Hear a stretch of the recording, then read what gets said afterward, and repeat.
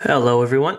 Welcome to the Genuinely Interested podcast. My name is Roy Bensby, and this week on the show I have Oran, who is, or AKA, the Traveling Clatt, which, for those of you who don't know what Clatt is, I should probably stick around for the episode where Tal explains this word, which, again, I too had no idea what it meant, but I believe he also has a YouTube video about it where he kind of goes a little bit more in depth and about what it is.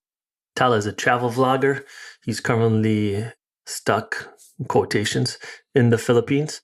He decided to stick it out during this pandemic and make the best of it. He's been traveling for the last 6 years or so. Started at a very young age and just decided to take a different path. Not a lot of people take this path, which is why I think it makes it more unique and more interesting and more brave, I would say, probably. I mean, I think it's a little brave to try something that not a lot of people are trying, especially at a very young age. So I think it's a pretty cool thing that he's doing. I personally love to travel, but not travel in the high lifestyle, luxury hotels, fine dining type of way, which is fun and fine as well, but more, see the less touristy places and go to places where maybe not everyone enjoys going, just to kind of see what the country or the people or the culture is really about. I traveled a lot growing up and I saw a lot of places, and I think that bug has always stuck with me. So, I'm happy to talk to people that love traveling as well. And Tal obviously loves traveling. I think he said about 50 countries, which is unbelievable. I'm probably about a little over halfway there. There's a large bucket list of places that I still want to go. So I think as soon as this pandemic ends, myself and probably the rest of the world gradually and cautiously is going to start trying to go to different places. You do not want to go into a country where you have to go into quarantine for 2 weeks, where if you're only traveling for 2 weeks, it doesn't make a lot of sense. So we'll have to see how things evolve the next year or so. I don't foresee the next year being good for travel, for hotels, for Airbnbs, for tour guides, etc., the whole industry. But hopefully they will recover and we humans will, fear less and just go explore the world more. I think there's a big psychological barrier that we need to, even when this pandemic ends, there will be those psychological effects that will stay with us for a while. I think we'll have to just get over them. The world is beautiful, it's massive, and there's a lot of places that I personally still want to see while I'm young and able-bodied, and there's mountains I want to climb, and there's places I want to hike, and et cetera, et cetera, et cetera. So, me and Tal talk about a lot of the different things that travel brings to you personally. It's a very unique experience that not a lot of people get to do that often, unfortunately, because of jobs, money, etc.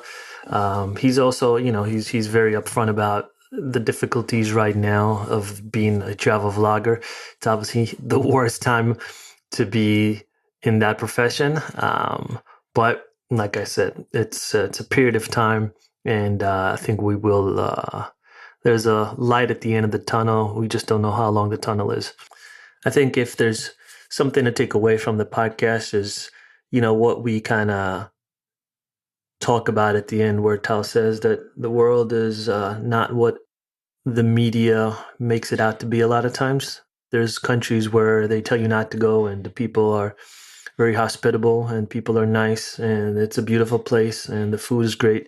So just obviously you have to take precautions and you have to be smart, but you also have to take some chances sometimes and go to places and see places and just experience it for yourself. I think that's the most important. Life's short, man. Just go experience it. Just live it.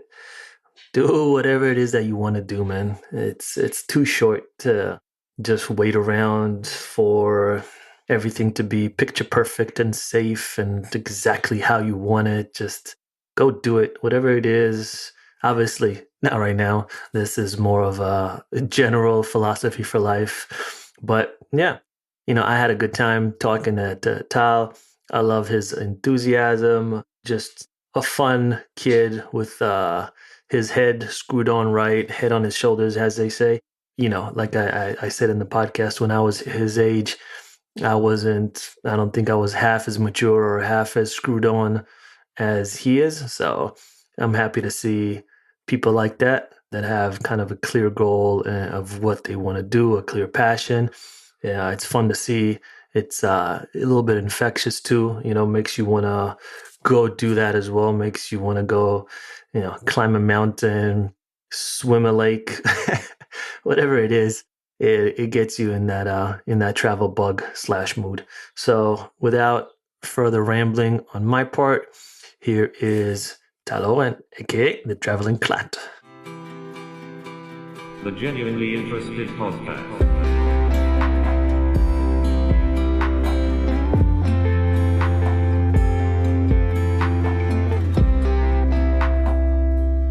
Hey Tal, how you doing? Doing good, my man. How's it going? Good. Thanks for coming on the show. I really appreciate it. My pleasure. Thank you so much for having me. Yeah, man. I've been watching your videos for a minute, and I really enjoy them. And obviously, when I saw the name, automatically I knew where you're from. So I was, it's good to see a little bit of a representation in the travel vlogging sphere, which you don't see that much. So yeah, it's maybe tell a little bit of, for the audience and people who don't know who you are, what you do, your channel. Yeah, sure. My name is Tal. I'm also known as the Traveling Clatt online, and I'm a travel video creator. In essence, I travel around the world making videos about my travels, food. I've been dabbling a lot into wildlife conservation as of recent, and just trying to promote travel and trying to promote sort of like a more inclusive travel for everybody. Because I don't exactly fit the mold of what an average Instagram, YouTube traveler looks like. So I try to sort of shift that mold a little bit, show people out there that everything is possible and anybody could really do what I'm doing. And the mantra is just to, I think the more people travel, the world will be a better place. So try to get as many people out there via my videos and my content. Yeah, I definitely agree with that. So what is, I think I saw one of your videos where you mentioned this, but what is Clatt? Because I tried to figure it out. I was like, is it something in Hebrew? I was like trying to figure it out in my head, but I couldn't figure it out. What is it? So I actually have a whole video. I made basically a documentary explaining it. Because really, I'm going to tell you what it is, but you're going to be like, oh, that's dumb. It actually, in my opinion, it is dumb. It's stupid as heck, but it has a really cool story behind it, because the word Clatt is sort of the essence of everything that I've ever done in my whole channel. The whole mantra behind it, everything, the whole message comes from that word. And there's a lot of story embedded in it. But the word itself actually means testicle. In what? In English? Kind of. What language? It's hard to explain. There was, back in the day on the internet, I don't know, how old are you? How old are you? Too old, man. Apparently. if I don't know all the internet lingo, yeah. Like mid-30s? 36? Mid-30s. Okay, when I was a kid on the internet growing up, I'm 23, so when I was a kid, there was all these websites called like eBombs World and Albino Black Sheep, and there was just like the... You remember those? eBombs World, not the other one. eBombs World, yeah. So they were like these were like the early days of the internet, sort of video productions and memes and GIFs, I guess, of the early days of the internet. And there was this group called Group X. I don't know if you're familiar with them. No. And they made just like ridiculous songs and stuff. And they had this song called American Idiot, where in the beginning they're speaking in these really, really weird accents, like just extremely strange. No idea what they're saying. Like, they're just talking nonsense. But at one point in the song, they say the word testiclite. And so I was on a road trip. It was actually my first trip ever that I ever did in my whole life, on my own with a really good friend of mine at the time. And we just took that word, and over the course of like the 48 hours we were on the road, we just turned that word into mush and eventually just became Clatt. And then, after a lot of refining, eventually the word Clatt just became my identity in school. This was around my senior year in high school. And I just became known as Clatt. My friends were Clatts. Everything was a Clatt. So when I started my YouTube channel around the end of that year, it was clear that I would have to be the traveling Clatt. So basically, you made up a word which doesn't exist, and yeah, I mean, it's you basically took on the identity because every group when you're kids, and you kind of everyone has a nickname or everyone has I don't know there's something linked with their identity with some sort of a nickname or an embarrassing moment, and you kind of took that and ran with it and that became your whole moniker. 100%. I really embraced the crap out of it and just made it what it was, and it sort of just latched onto me. It just became what I was. So, I was talking. I forget who I was talking to about this recently. Might have been my wife. Probably my wife, because that's the only person I've seen for the last about 2 to 3 months. So that makes sense. We were talking about. We were watching the show with Little Dicky, Dave, and he's this like skinny, unathletic Jewish guy, and he's a rapper. And there's no world where this guy should be like, a rapper. It doesn't fit the mold. But because he's authentic and who he is, he's not trying to be something else. He's not trying to be hard or gangster or say this or the other. He's just like, hey, I'm the skinny little white boy. And because he claims it and because he owns it and he's authentic, it works. It sells. You know what I mean? And I feel like that's so important with authenticity. Just be who you are. It doesn't matter what that is. People are going to be attracted to you.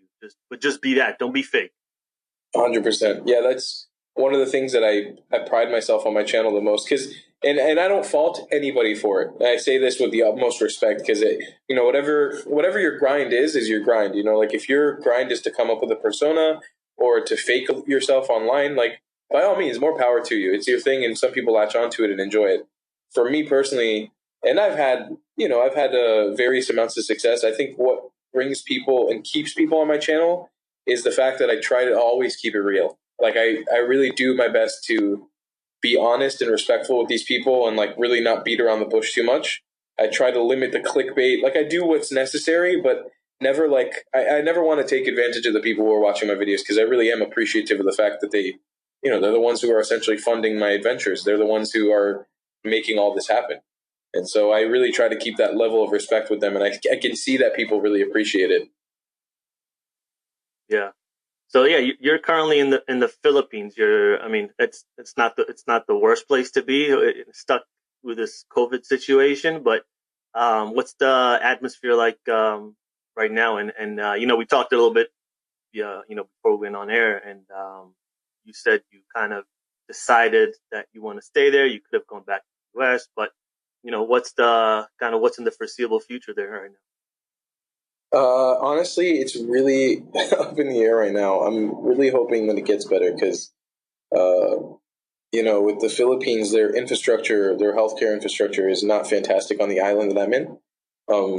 It's the island that I'm on right now is called Mindanao. It's the one that's furthest south. And by all means, they definitely have good hospitals here. They're some of the best in the country. But this island is way more provincial. There's like 3 big cities, like 3 proper big cities. And the rest are more like small little provinces or what they call barangays, like just these little townships, municipalities. And, when it first started up, it was really crazy because I was traveling on what is thought of as the most dangerous part of this country. Is called the Autonomous Region of Muslim Mindanao. It's a place that if you look up any government, all of them advise against going. Like it all has like advisories against going. And the whole point of me going there was to promote tourism to that region. And as we were coming out of there and making it out of the autonomous region, everything behind us was slowly closing down. Like every city we had gone to would subsequently close down after. So we went to this one city called Cotabato. All of a sudden it closed down. The next city we jumped off to was called Kidipawan. Then it closed down. And so eventually we made it to this city, Cagayan de Oro. And the day that I arrived, basically everything just locked down. It was just like, all right, all these provinces, all these municipalities are all closing up shop right now to try to maintain the virus. And it was pretty calm in the beginning, to be honest. Like the first 3 weeks was relatively calm. There was a lot of checkpoints set up everywhere. They were taking it very seriously, which was really nice to see. But then I don't know, over the past maybe 2-3 weeks, it's become way more relaxed, like way more chill. And today they just opened everything up, and they're having more cases than ever now. So I was really confused by the decision, because I'm in a city now of about 500,000, a little over 500,000 people. So there's a lot of room here for error. And they're importing cases of people who are sick from outside to bring them here because they have the biggest hospitals here. So I don't really know. The atmosphere seems really laid back now, which is surprising. I'm a little nervous, a little on edge about what's going on. Yeah, it's I feel like all governments across the world are trying to balance this between not collapsing their economy and people dying, and they're trying to see what the balance is, like how many people dying is acceptable versus how much loss in GDP is acceptable.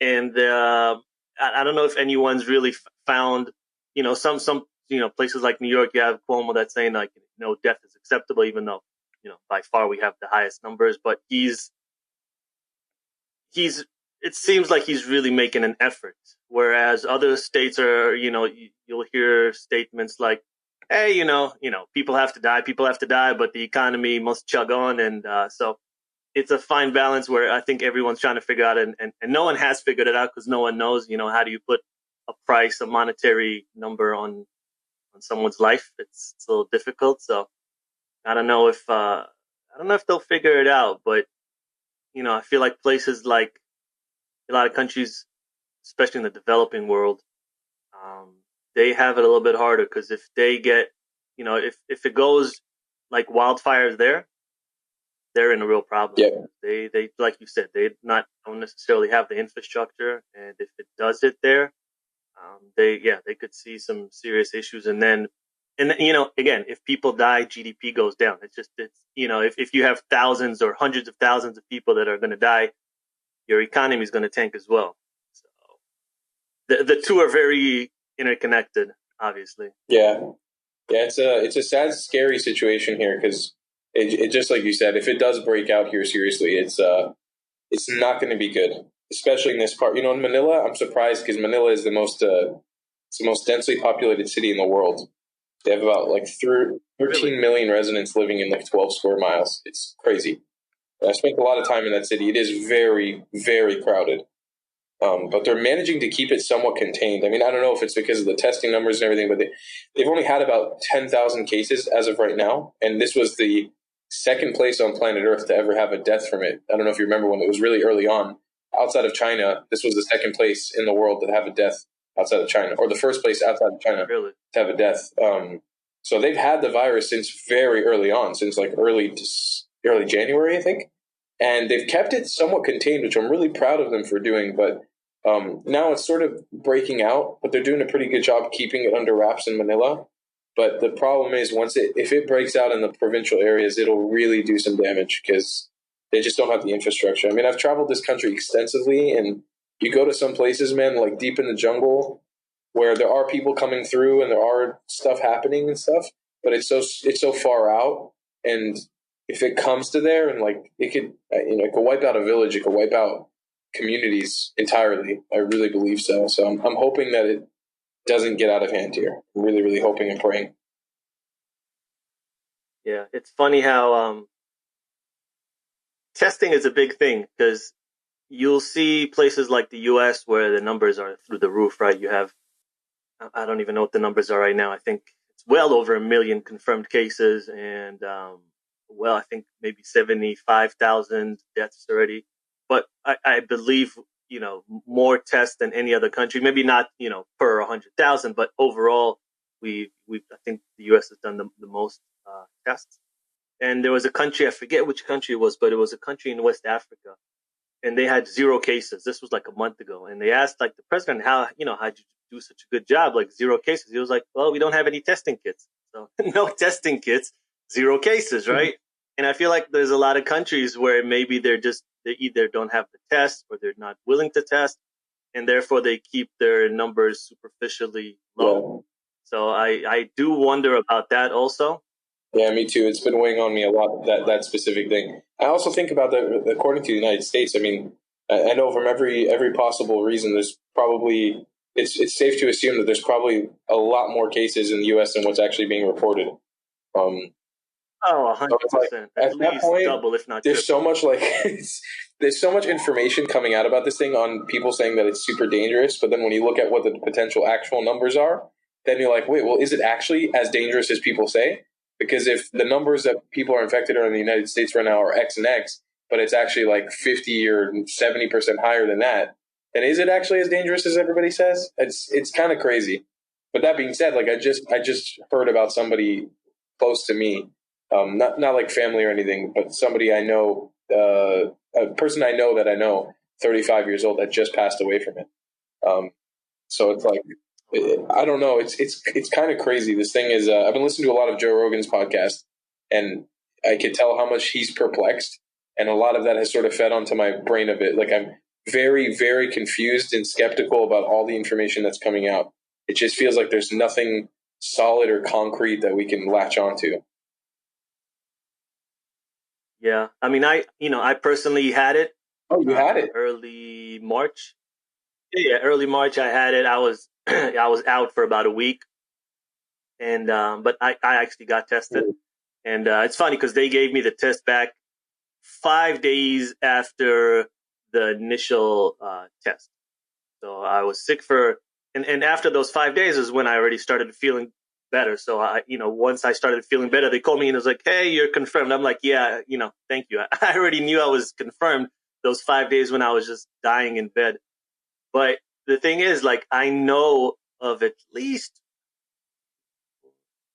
off the top of my head, I would say 5 or 6 other people, friends, neighbors, in New York City where I live, that had it, and only 2 of them got tested. The others actually went and they tried to get tested and they couldn't get tested. So just with that little micro, um, you know, if we had 6 people, only 2 got tested. So you're talking about 4 people that didn't get tested. I don't know what it is across the country, but realistically, I mean, the numbers are at least double. If you're talking about, I don't know, 1.2, 1.3, 1.4, 1 million confirmed cases, realistically, probably closer to 3 million people that already have it. And then you have all these asymptomatic people who don't even feel sick. So, yeah, I don't know. Then it's very tricky to know what the real numbers are. But like you said, on the other hand, you have people who are 30 years old and healthy, and you hear about these cases and they pass away.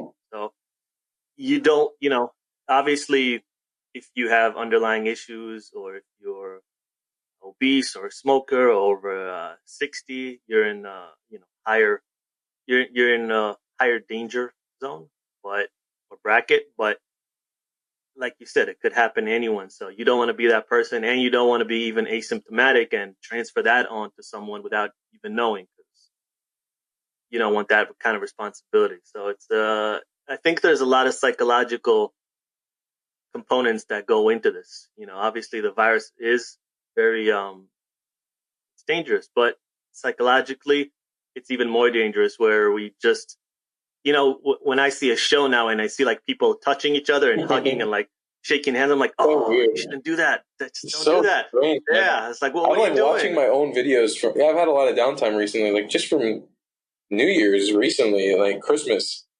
It's like, holy shit, we were around so many people, like all the time, hugging Yeah. and dancing and like sweating all over each other. Like, oh my god, it's so taboo now, and it feels wrong now. Like when I see people congregating, like out of the corner of my eye, and judging them. I'm like, what are you doing? What are you doing? You can't do that right now. Yeah. It's nuts. It's nuts how it's changed the world. It feels like we've entered like an alternate timeline, planet Earth, and everything's just flip flop now. Oh, 100%. 100%. And, I think it's, I was actually going to say, like, it's probably not the best time to be a travel vlogger. I mean, traveling is completely done a 180. I mean, as far as Airbnbs, hotels, airlines, all those industries are basically on the verge of bankruptcy. Yeah, No one's no one's booking, no one's going on flights, and no one knows when any of those are coming back. You know what?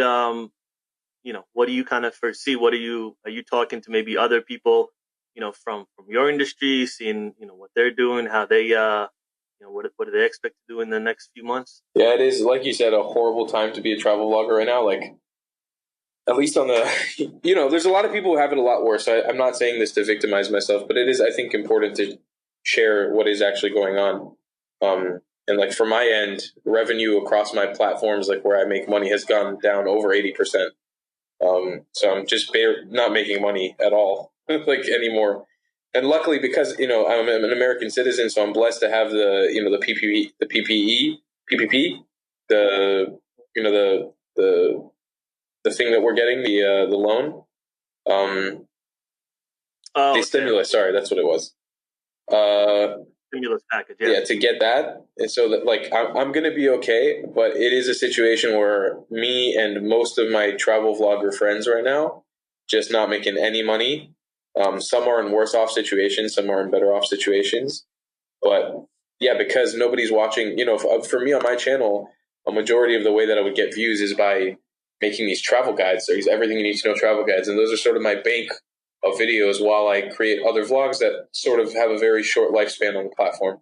But because now nobody's traveling, all my whole bank and my whole revenue stream has gone kaput because nobody's looking up travel guides right now. Because travel's it's the last thing on people's minds. So from that aspect is like, you're already hearing about Sicily starting to think about paying tourists to come back to the island and to get people on there. They're going to do these crazy deals in the summer. But honestly, realistically, I don't see people having travel as a priority in their lives for at least the next year. And I hope I'm wrong. I really, really hope that I'm wrong. But gauging the way it feels and this just sort of the general vibe, it feels like this is going to have to start from the ground up. Like traveling is going to sort of start from the ground up again as a way that people, like specifically, I think about like the Western world and Americans a lot of times traveling to places like Asia, which I think is just more recently starting to become less taboo for Americans to travel so far around the world to experience things like backpacking and cultural events and whatever. And I think that's just going to reset the whole thing now. Like it's going to go back to square one and have to build back up from there, which for people like me who, God bless, I'm not in a situation where I'm in dire need for money. I know how to travel because I'm really well versed. I've been doing it for years now. This could actually be really interesting because it means I basically have the world to myself. There's going to be way less tourists out there. Cultural sites and tourist sites like that are usually packed are going to be empty because nobody's going to be traveling, nobody's going to be gathering. So it could be really cool. But from another aspect, I think it's going to be a very, very interesting time as a creator making a living. It's sort of going to be going back to a grind of what I was doing on the early days of YouTube, really trying to save my money and figure out how I can actually make a living doing this for at least the next year. So I'm excited for the challenge. I'm always open to having to try to evolve and figure out new things, but it's definitely a little stressful. Like it's basically somebody just pulled the rug under your feet, like what your job was. Like, all right, boom, you can't make money doing this anymore. Figure out something else. Yeah, yeah. I mean, you see it across the board. But I think this might be a good time to remind people why travel is so good. Obviously, I think people know this, but it's a good reminder to, tell people, hey, these are the reasons why you love traveling and what it does for your soul, what it does for your mind, broadens your horizon. So, let's dive into that a little bit and all the doom and gloom. I think people know Yeah. all about it. Yeah, it's part of it, right? Like you Sure, have to I bring it up totally because get it. it's It's on reality. You everyone's mind. can't It's shy almost away like the from it. icebreaker in conversations now. Yeah, Like, oh, how's your COVID experience been? But you got to talk about it. yeah, yeah. You have to, but you have been, I have been watching the videos, and you have been doing them for a long time, and it's almost like there's been I kind of went back all the way to the beginning just to like get an idea. And there almost seems to be like this gradual evolution in both the channel and in yourself. You know, I looked over the videos and it seemed like the last, I don't know, I would say 2 years or so, you kind of really started taking it to the next level as far as creating higher quality videos. Just overall, they look better. You seem to be more confident as a creator. You know, was there some point where you decided, all right, you know, okay, I understand the value, I'm going to take it to the next level, or was this just some sort of an organic evolution of things that, you know, occurred while you were traveling? Yeah, there were two very pivotal points that sort of turned it in, like, are basically described exactly what you're talking about right now. The first one was when I went out with I started this very early on. I started doing this when I was 17. So for me, I was very impressionable from the beginning. And there's not many 17-year-olds traveling the world. It was not, especially not Americans, or Israelis by that mean, because I'm dual national. I grew up Israeli American, so it's like, most Israelis at that age are about to draft into the army. So there's not much, there's not many Israeli Americans that are traveling. So it was very hard when I first started to relate to anybody. But I did find a group of YouTubers pretty early on, probably around my second year doing this. And we clicked really well, and we did a trip through Cuba and Mexico together. And on that trip, they had started their channels way after me, but they had come into YouTube with a mission to create a living out of it and to make content that produces money. When I started this, I started it just to document my journeys, upload it for my friends and family to see, and sort of fell into it rather than started it with a purpose. But when I traveled with these people who did start it for a purpose, they showed me how to get sponsorships, how to reach out to an Airbnb, how to reach out to a hostel, get a free night stay. It's like, wow, you can travel for so cheap as an influencer. Like, you don't have to spend any money. This is amazing. And you can actually provide a value because your followers are going to follow up and follow suit and go visit these places. And the brands love it. You can create videos for them. You can shoot drone footage for them, whatever. And so that was April 2017. Now, the year prior to that, in the summer of 2016, I had the crazy idea because I met some guy on my first year traveling in Toronto in a hostel who had told me that he basically went from Japan to Vancouver. I think he was from Tokyo to Vancouver, Osaka to Vancouver on a cargo ship as a passenger. And he had told me about that. And the idea was in my brain. I was like, okay, cool, whatever. I'll store that for another time. Maybe I'll do that one day in my life.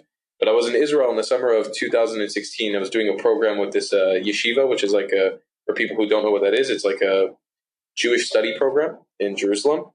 And I wanted to figure out, I had this really ridiculous idea of like how I've been going to Israel my whole life. I lived in Israel. What's a more interesting, lucrative way that I can get back from Israel to the United States? Like, how can I leave Israel in a more interesting way? I've always just flown. It's always just been like one flight in your home or two flights in your home. And then I was like, can I go on a cargo ship? Is that an option? Is that actually a real thing? And I started researching it. Within 3 weeks, I got myself on a cargo ship, flew to Italy, and boarded a cargo ship from La Spezia, Italy, all the way to Miami. It's taking me literally straight home. And it was like a crazy adventure, and I documented it and uploaded it on YouTube. And at the time, I was probably at about 2,000 to 3,000 subscribers, and the videos flopped. They were great videos, in my opinion. They're still some of the best videos I have on my channel because they are true adventure and so unprecedented to anything else. It's just like, I don't know what I'm doing. Nobody knows what I'm doing. And there is nothing like that on YouTube yet. There were some people who documented their travels on a cargo ship, but not the way that I did it. I did it like super in depth. And so I uploaded it. You took a cargo ship from Italy to the US? Yeah, from Italy to the United States. Sailed through the Mediterranean. It was 18 days. That's good. Yeah, across the Atlantic Ocean. It was nuts. And so I uploaded those videos onto YouTube, and they flopped. They did horrible. Nothing ever happened with them. They just sat there for literally a whole year. Like, they just sat there for a year. And so after I did that trip with those people, with those other YouTubers to Cuba and to Mexico, came back home, barely had any money to scrape by anymore. I was pretty much out of money. And I just wanted to figure out a way to do this full time. I really wanted to. It was sort of my last ditch effort. So I decided I was going to try to circle the globe. I was like, I want to go around the world in a circle. I think it'd be a cool concept for YouTube. It'd be a good idea. I might be able to get some views from doing it and maybe start generating somewhat of an income. I looked at the map and I decided I was going to go from Miami to Israel, and then try to gather money in Israel because I had friends there, and I have family there, and I could work there because I'm a citizen. And I was going to just go from the U.S. to Israel and then figure out how I could gather up enough money to fly from Israel to the Philippines, because I knew the Philippines was a really great place to build a YouTube audience and make money on YouTube. And that was the goal. And I spent all of my money that I had left. I pretty much had $200 left in my pocket on a one-way trip to Israel. And I made it to Israel. And within the first week of arriving to Israel, that cargo ship video blew up. Like, it just went super viral. It was on the front page of Reddit on r/videos. It got on the front page of like dig.com. Oh, wow. A bunch of news articles were covering it. Just the algorithm had just decided to like push it out of nowhere. And then it started pushing a bunch of other videos on my channel, and my channel popped off from 4,000 subscribers to 15,000 almost overnight. And I had gotten $1,500, like $1,500 out of nowhere, like literally overnight. And I was amazed. I was like, "What? Holy crap! I can't." Just from views? Yeah, it was no partnerships or anything. It was just ad revenue from views, because the video went proper viral. Like, they were getting near the millions, like 500,000 views here, 500,000 views here, 500,000 views here. Like, it was crazy. And that is really what I call the birth of my YouTube channel. And that was the moment, sort of the moment where I learned how to travel for cheaper with those other YouTubers a few months prior to that, is where the itch began. But the fire, this is what I described, like sort of the fire that lit under my ass was when that cargo ship video popped off. Because when it popped off, I felt so inspired, and I wanted to use all of that momentum to keep pedaling forward. And I never stopped since then. It was just like continuous boom, boom, next idea. Like I did from there, I did another cargo ship journey, and then the Trans-Siberian Railway, and then came to the Philippines and did an epic series in Japan, and then went back to the United States. Like, I just kept on bouncing off idea to continue that ball rolling. And those were sort of the pivotal moments in my YouTube career, I would say, that brought me to where I am today. Yeah, so you've been doing this for about 6 years. I think it just passed the 6-year mark in April this year, which is crazy. Yeah. And your parents were cool letting a 17-year-old go travel to, I remember, I think I saw like Africa and all these different places. They were just like, yeah. I'm gonna let you answer that question. What do you think? Yeah. That's what I would think. But you seem to have done it. Like, don't get me wrong. I traveled as well when I was young and by myself, and I lived by myself and everything. But it wasn't. It wasn't easy. It wasn't like, yeah, sure, go. It was like a lot of headbutting, a lot of fighting with the parents. So I'm assuming there was some of that lot as of well, it, and there still is till this day. Even I love my parents. I respect them a lot, but I always tell people this: like, if I would have listened, and this isn't like a thing to follow. It's not a model to follow. You have to feel it within your gut. It's really not like a mathematical thing you can apply to everybody. But if I had listened to anybody who was telling me what to do, I would not be where I am today.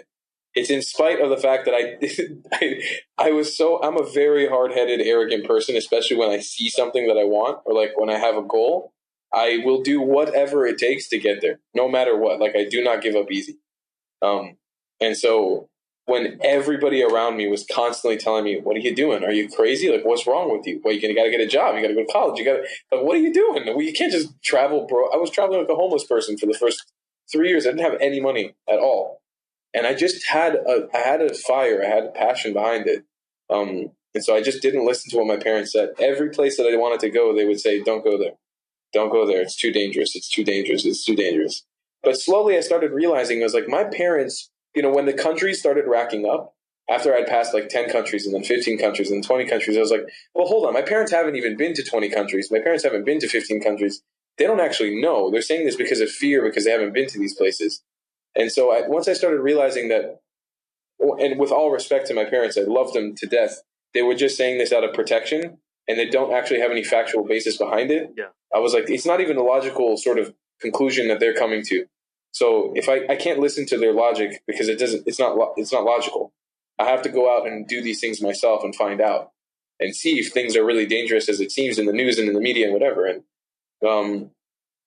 I kept on coming back, successful trip after another successful trip. Like, this was an amazing experience, and this was an amazing experience, and this was incredible, and this was incredible. And every time they would have like some sort of remark about it, like, you can't do this, it's too dangerous. You can't go on a cargo ship across the Atlantic Ocean for 18 days. What are you talking about? You can't do that.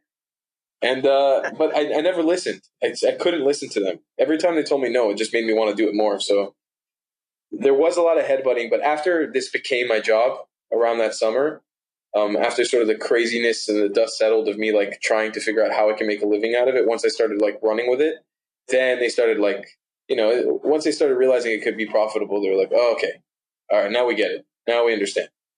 My mom is still terrified to death of everything I do. That being said, she's still terrified. Anytime I'm going somewhere, she's always like, oh, it's so dangerous, this, that. What I was trying to explain to her is like, I'm way more in danger. And I mean, I lived in New York for 6 months, but I feel way more in danger in New York, in Los Angeles, in Miami, in Boston, in anywhere across the United States than I do in any of the countries that I've really been to. I'm not saying that America is a dangerous place by any means, because I don't think it is. But there are places there at home, my parents live in Miami, that are way more dangerous than most of the places that I travel to. But it's just because of news and hype that they see things on the news and they're like, oh, I know that place is dangerous. It's like, but you don't. You haven't been there. Yeah, but that's her job, though, man. She's a Jewish mom. Her job 100%. Is a worry. That's just it's what. Yeah, it's what they do, man. Like, don't take it away from her. It's I let her do it. I don't even argue with her anymore. Let it happen. Yeah. That's too good. So, I mean, personally, I think traveling is, I don't want to say it's as educational as school, but it's definitely it's got educational value. It broadens your horizons. You meet new people.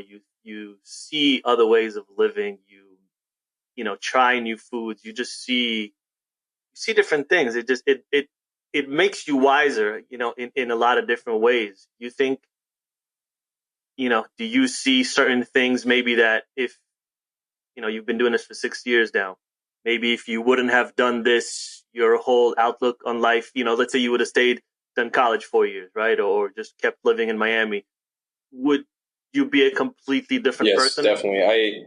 When I first started this, my good buddy Moshe, who's been in a lot of my videos, he circumnavigated half of the world with me when I was first doing my circle around the globe. He's one of my closest friends. He was my biggest rival, my biggest opponent against everything that I was doing.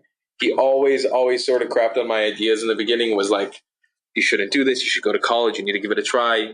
He was like the least supportive about it. And I say it out of love. Like, I still love him. He's my brother. But he was extremely unsupportive about doing this. And by all means, it's because he was trying to protect me like my parents. But, I sort of hit my stride with it and started running with it at a certain point in the beginning, like the first maybe 3 months after I decided not to go to college. And I started falling into the groove of like how I could travel for cheap, and figuring out how the backpacking lifestyle works and going to hostels and whatever. But he really tried to convince me to go to college. Like, give college a chance. You got to try a semester. And I was like, you know what? I'll listen to you. I'll do it. I'm going to give college a semester. I went to community college for like 6 months, and I hated it. Like, it was horrible. I was like, you need to pay for this shit? Like, you have to pay for this. You have to go into debt to get a career. And it's just like I was sitting around. And granted, if I would have went to like a real school, like something with school pride and like parties and whatever, maybe it would have been better. I don't doubt it. But being in that community college, like for 6 months, it just felt like jail after I had experienced the world a little bit. Like 6 months prior to that, I traveled to Africa and Costa Rica and Jamaica and did a road trip across the United States, and then did another trip, like a crazy trip across the US and Canada. And I did it all by myself, like pretty much all by myself. Some friends joined me, but I was almost solo. And then I was thrown into a class with a bunch of people fresh out of high school. And I had already felt like I had just matured so much in those 6 months prior that I was like, I know for a fact now, like, God bless Moshe for putting me in that position, because I knew then that it was not for me. Like, that's when I really knew that, at least at that point in my life, it was not for me. And I feel like I've learned so much on the road. And I educate myself in other ways. I read books, I listen to podcasts. I am a very, very inquisitive and like open to learning person. I love to learn. I love to learn. It's something that I love doing, but it's got to be topics that I'm genuinely interested in. Like, I don't believe that the sort of college system, school system that we have in the US is very, I don't think it's really beneficial for a lot of people. I think it squeezes people out a lot of times, like me and a lot of my friends. and so sort of learning all the stuff that I learned on the road. I mean, I've learned how to speak languages. I've learned the history of entire countries. I've learned so much about wildlife, and none of it had to do with me opening a textbook. It's because I had the hands-on real world experience. Maybe I can't write an essay about it, but I could definitely inform you about the history of certain civilizations that have colonized the Philippines, and I could tell you about certain ruins in Spain, and I could tell you about history in Central America and Costa Rica, about the biosphere there and the fauna that used to exist there. It's like I could tell you a lot of things that I've learned outside of a classroom setting. So I think that sort of classroom setting, the college mentality, would have molded me into a very sort of not goes with the flow, but just an average person. I wouldn't be any different. I would just be like everybody else. I would aspire to get a 9-to-5 job, but I'm happy that my brain didn't let me go there. It was sort of just like, and not saying that there's anything wrong with that, by the way, like getting a 9-to-5 job. It's totally good. If you are okay with it and that's something that's okay with your lifestyle and you jive with it, then by all means. But for me, my heart was not in it. I was like, I can't do this. I'd rather be broke, homeless, doing what I love rather than being miserable and making money. Yeah. I think I think education is obviously amazing. We need educated people, but I don't necessarily agree with the template, with the format that you need to go to an institution for whatever it is, 4 years, rack up debt of 6 figures, and then end up having to pay that for the next 20 to 30 years. I don't necessarily, and that's specifically for the U.S. If you go to Israel and other countries, there's not really any debt. I mean, I don't know how it is. Europe's pretty much the same as Israel. So specifically in the U.S., it's insane that you have to pay back for the next 20 to 30 years the 4-year education. And on top of that, when you're 18, I mean, realistically, most people don't know what the hell they want from their life at 18. So to pick a major and to pick something that, yes, this is what I'm going to do for the rest of my life. So this is what I'm going to study for 4 years. It's a bit unrealistic. Who I am now versus who I am at 18. I don't even know that person. That's a completely foreign human that, I don't even know if I'd sit down with 18-year-old boy for a cup of coffee. Oh man, you're not making him sound like a really nice guy. Oh, dude, completely just so immature. Like I look at like a lot of other, like yourself, for example, and I have other friends that I know and they're like in their 20s, early 20s, and just so much more mature. At 18, obviously I did go to the army and that definitely matured me substantially. But prior to that, it was just, that's not a kid that knows what he wants to do for the rest of his life.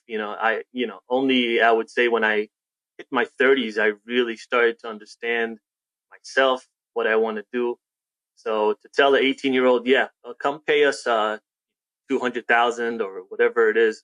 Yeah, it's a good 250, right? And let's keep you in debt for 20 to 30 years and pick this major and you're set for life. No, that's a lot of times, for the most part, that's not what happens. And then let's get you a job where you're probably not going to like it. And again, like some people do like it and some people do love their major and some people do love sitting in a class.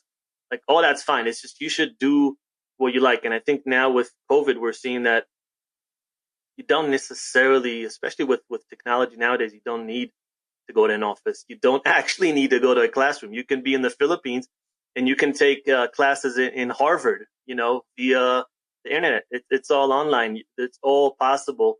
And you can work remote and just, be as efficient. So I think this has taught us that we actually don't need to be physically in these locations. And it just opens up a whole new host of possibilities and opportunities that maybe weren't.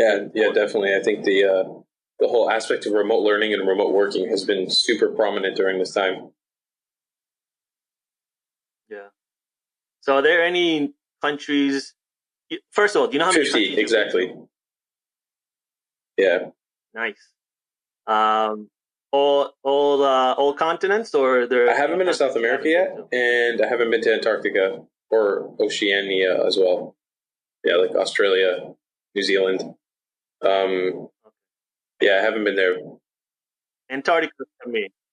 For me, it's only Antarctica. We should do a shared a shared voyage to Antarctica together. We'll go on, I'm one down. of your cargo ships. Sign me up. Antarctica. Yeah. So do you have any grand plan to kind of visit all the countries in the world? Is that something you? Well, being an Israeli, it's not a possibility. Yeah. Yeah. That was my next question. For the people who are listening, there's about 30-ish countries that ban you from visiting just because you are Israeli. And granted, I have an American passport, so I could get into these countries, but still, by law, for example, going to Malaysia, it's risky. It's like if they somehow find out, and for me, I'm a person who has my whole life history, legacy, religion, nationality on the internet. It wouldn't take much to find out that I am Israeli.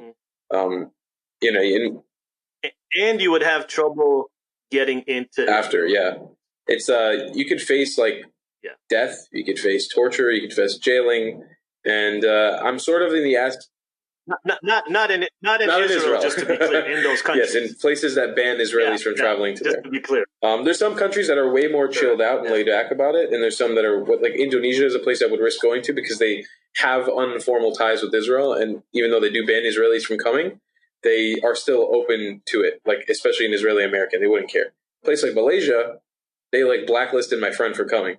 Once he posted a picture with his Israeli passport in front of the Petronas Tower, it's not Corona. And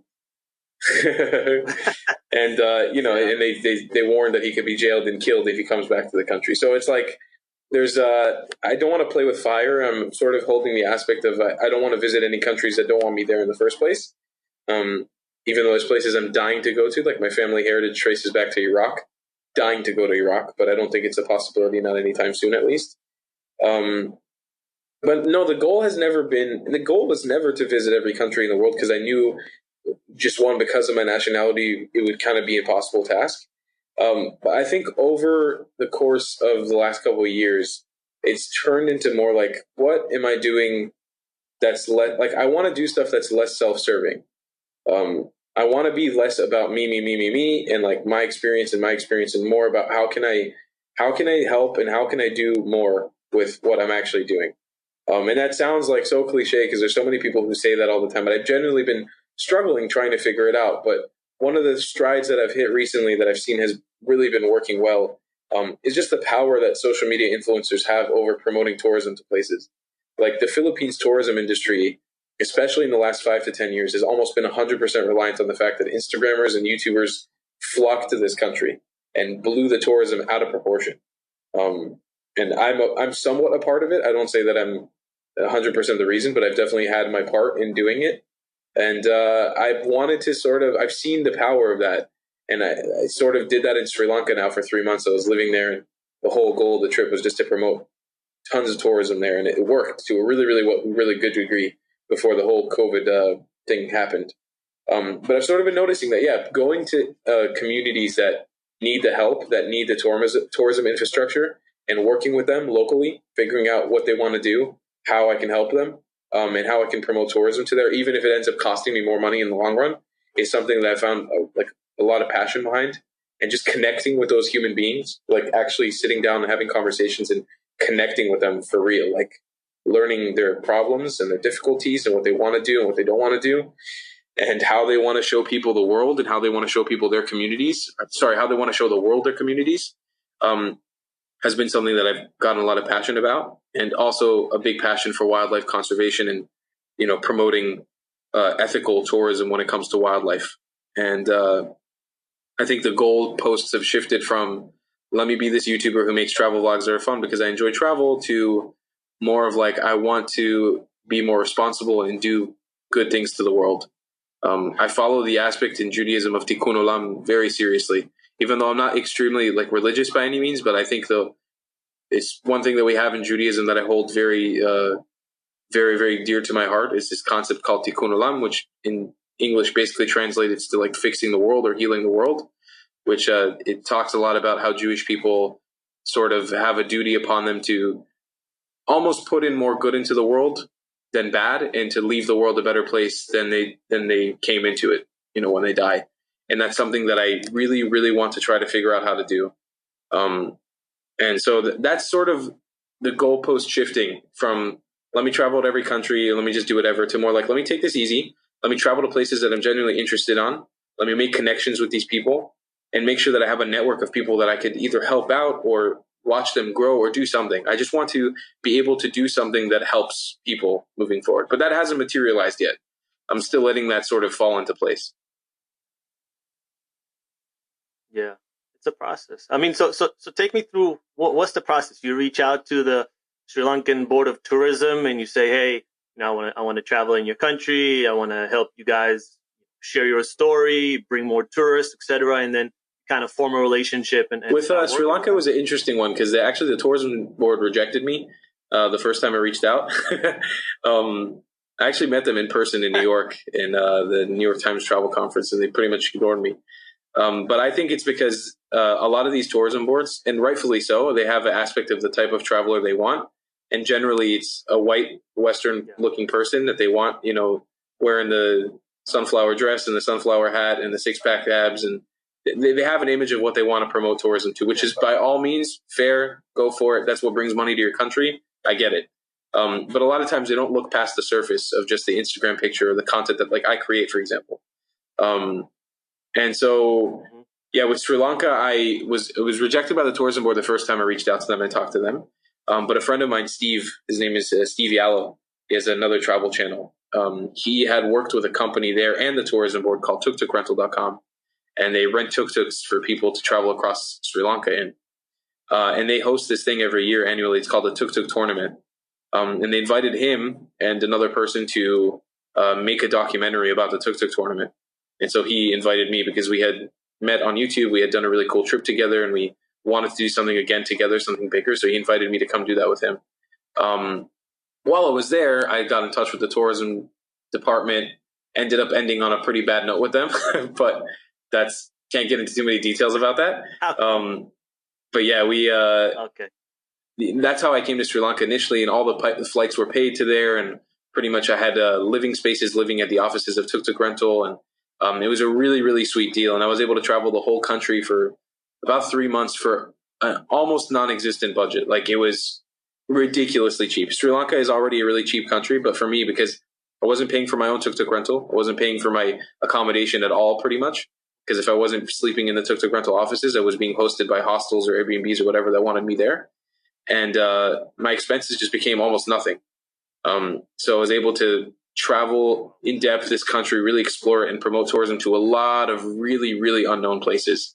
And it was amazing. It was a fantastic experience. One of the most incredible travel experiences I've ever had.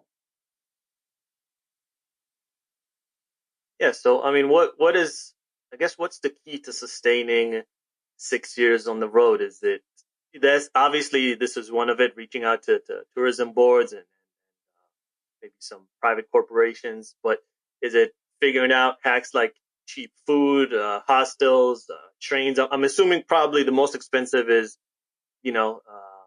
hotels. Place to sleep every night. I'm assuming a lot of the country's food is fairly inexpensive. So it's probably transportation and just a place to put your head. Those are probably two of the biggest expenses. So, what are some good travel hacks that maybe you can give people that want to do what you do? I always tell people it's lower your standards and lower your expectations. That's going to help you the most, because a lot of people have this aspect that travel is like waking up in a 5-star hotel in front of the Eiffel Tower. In front of the Eiffel Tower, having a croissant on the balcony while you can see the Eiffel Tower. It's in reality, that's about $700 a night. If you want to pull something like that off, just so you can have your one Instagram picture in front of the Eiffel Tower. Exactly. On the other hand of that, you could go find a really shitty hostel in some back alley by Champs-Élysées that costs you $6 a night, that doesn't have a shower, that doesn't have any heating, and it's the winter, and they'll let you sleep there in the freezing cold. But you wake up in the morning and you're about a 10-minute walk from the Eiffel Tower. It's still travel. It's just travel at a different standard. So when I first started traveling, I came in with no expectations and no standards, which was really good for me, because I didn't really even think about travel as something that I ever wanted to do, or I never really thought about vacations. It was just not something that was on my mind. Traveling and vacations and bucket list destinations. It was just nothing that was ever on my mind. So I came in with zero expectations, and I was able to just lower my standards to a point where I was content with sleeping on the street some nights, I was content sleeping in the woods some nights. Like I was content having nothing and just being happy to be on the road, to be traveling, to be experiencing stuff. So that's always the biggest tip that I give people is just lower your standards to absolute nothing. Don't put yourself in danger because, you can do stupid stuff when you do stuff like that, when you lower your standards. Obviously, keep heightened alerts at all time because you never know. Like, be aware of your surroundings, but lower your standards. Like, don't hold yourself to any sort of expectation because you saw it online or because you heard about it. Let whatever happens on the road happen because I always guarantee people the best experiences will come from stuff that hasn't happened to other people. You're not going to have your favorite travel experience under the Eiffel Tower. I guarantee you of that because it's been done. Like, it's not going to happen. You're going to have your favorite travel experience maybe in some back alleyway in Amsterdam or underneath a bridge in Berlin or something. Like, it's not going to be what you expect it to be. And you just need it to let it all happen. And the second you lower those standards and lower the expectations, you're willing to spend a lot less on a hostel. You're willing to spend a lot less on breakfast. Sometimes you're willing to skip a meal. Something that I did very early on because a lot of my first trips were through Europe. Like in London, I would go to London a lot because I made a lot of friends there and I just knew the city really well. Instead of taking the tube or the subway there, which would cost you like £2.75, which is about maybe $4 to hop on the train just to go like 5 minutes in one direction.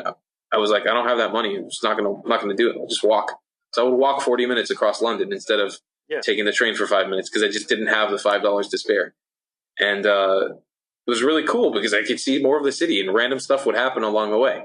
And I could really feel and see London by walking for a long time. Yeah, it was always like inconvenient. I always walk up to my hostel or my Airbnb or whoever hosting me like sweaty or gross or like, I just walked across the city for 40 minutes and I would do that all the time. So it's not conventional. It's not typical. It's not pretty. It's not perfect, but that's not what travel is. Travel is not like a luxurious thing. Like true travel is not a luxurious thing. A vacation can be luxurious, but true travel, like experiencing the road the way it should be, or maybe not the way it should be, but the way it is for what it is, it's not luxurious and it's not beautiful. It's sweaty, it's gross, it's grimy, it's full of diarrhea and stomach aches, and but that's part of it, Yeah, I mean, I did a lot of that in my 20s. I traveled. Yeah, I wouldn't say extensively, nothing like what you're doing, but a good amount. And I traveled to a lot of different countries, and it's definitely that I stayed in shitty places, and I took 15-hour. I took a bus ride once from Brazil into Bolivia for 4 days on a rickety bus with seats that weren't attached to the actual bus. So every time you'd hit a bump, the whole seat would just fly up, and a guy with a chicken was sitting next to me, and just the whole experience, right? But it was so much fun. And I feel like not lost, but I feel like there's kind of two type of travel vloggers that you see. It people like you that actually are, what they call mochileers or travelers, with the large backpack, and you're grinding and you're seeing all these places and you're traveling for cheap and you're having the good experience. And then you have those more, I would say, like commercial ones where you see this like chiseled dude and this girl in a pool with flowers overlooking this beautiful vista in like I don't know, some island in Barbados or something, and they're just like, I just woke up like this, and everything's like perfectly set with like candles around and this bed just by the window, like everything's perfect, right, and beautiful, and they're just making it like, oh yeah, this is just a regular. Everyone's Wednesday. just like super sexy. There's like that deep tropical house music. Yeah, like, it's become an image. I know what you're talking about. Yeah, and honestly, I hate it because it almost seems like they're not happy or enjoying it. It almost just seems so fake. It almost like they got the room for like 20 minutes, set up the shot, and left the room. That's what I get from it. You know what's funny? Like there's this I forget their name. I don't want to say their name anyway, but there was this van life couple that I used to follow back in the day because I was like, oh, they've been to some cool places and they had a dog and it's cool. And then one day I see them. It was so random. I see them park underneath my house in Brooklyn, and they get outside of their blue van, and they must have done an hour of just prepping, just setting up the shot to look like, oh, we just random, they put on makeup and they got dressed and just, I'm telling you, like a whole hour of setup just to get this shot as if, oh, we naturally just got here. I was like, I understand it and I kind of, I accept it because that's what, your brand is. But when you kind of see it, when you pull the curtain and you see the behind the scenes, quote unquote, it's a little less attractive. It's a little it goes back to authenticity, what we spoke about in the It beginning. kills the facade. It just murders the facade. It takes the facade and just destroys it. It loses, like, it left a bad taste in my mouth, and I was just like, okay, I see what this is now, and I didn't like it. No, I get it, man. It's actually a conversation that I'm pretty passionate about because I think that it does. I agree wholeheartedly with what you're saying. I also, from the other aspect, I have a lot of friends that do that. Like a lot of my good friends, and they've become genuinely really good friends of mine. And when I travel with them, I have to partake in it. Like I have to take those pictures for them sometimes. And I have friends that do it like to varying degrees. Some that take it to the real extreme. Some that don't really care too much. But it's something that I've been so off put by that I just know that I can never do. Like the app Instagram, I literally only have it because I have to have it. I hate it. I hate it so much. I hate everything it stands for. I hate what travel is on Instagram because it's nothing more than just people who usually work 9-to-5 jobs who follow these couples like that you just mentioned, who think that that's what travel is. And then they scroll through that feed and they see that picture for 2 minutes. They zoom on in it. They zoom in and they say, oh man, I wish that was me. And then they flip through and they go somewhere else. Like that's what travel is to them in their brain. And so I think it does actually end up doing way more damage than it does do good because it's just projecting these ideals onto people that they think like this is what they need to do. This is what they need to aspire to if they ever travel on the road. And it just destroys the whole aspect of traveling because all people think is that they need to be like these sexy bikini beach bodies in Bali in a villa. And that's all they think they need to do when they're on vacation, when they're traveling. And I definitely think that it makes the world a worse place. I really, truly believe that. But from the other aspect of it, I so respect it. Like I so respect the grind because I see the work that goes into it, and I respect it because it's an art form. And you're like, at the end of the day, you are making an honest living doing it. Like it's your job. Do whatever you do. Like, but I always struggle with that in my brain. I'm always like, from one perspective, I hate it so much, but also from another perspective, I have so much respect for it because I could never do it. I couldn't. I've tried. I definitely tried. I tried my first year on the road when I was circling the globe. I tried to be that. I tried to do the Instagram, the cliches, the posing in front of things, the setting up the shots, the taking a million pictures in one place, the photoshopping the pictures to make them look great. I can't be. Can I curse on your podcast or are you PG?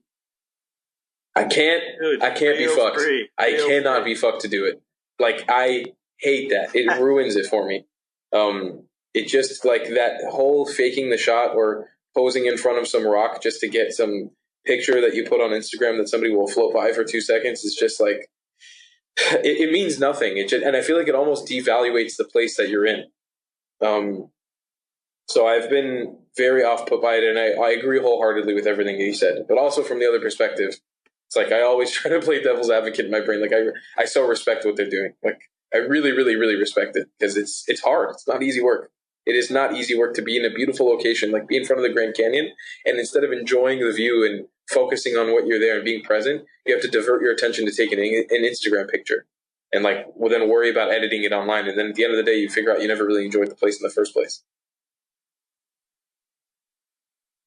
Yeah, that's the major problem. And look, I don't have a problem with it. It's just, it's not my cup of tea. It's just, it's kind of like, I don't know, everyone has something that they like, right? Some people like reality TV, others like fiction or drama or whatever it is. Some people like jazz, others like rock. So, everyone goes in a specific direction. And nowadays there's so much content and so much variation and so much available things that you can consume online. And you just, you gravitate towards whatever it is that you like. And I just happen to like something that's a little less, I don't want to say superficial, but just less dramatized, just seems a little bit more authentic. And hey, like some people, for them, that is authentic and that's fine. Like completely cool. But again, just not exactly my cup of tea. But anyway, have you been to, if you kind of like spin off of that, have you been to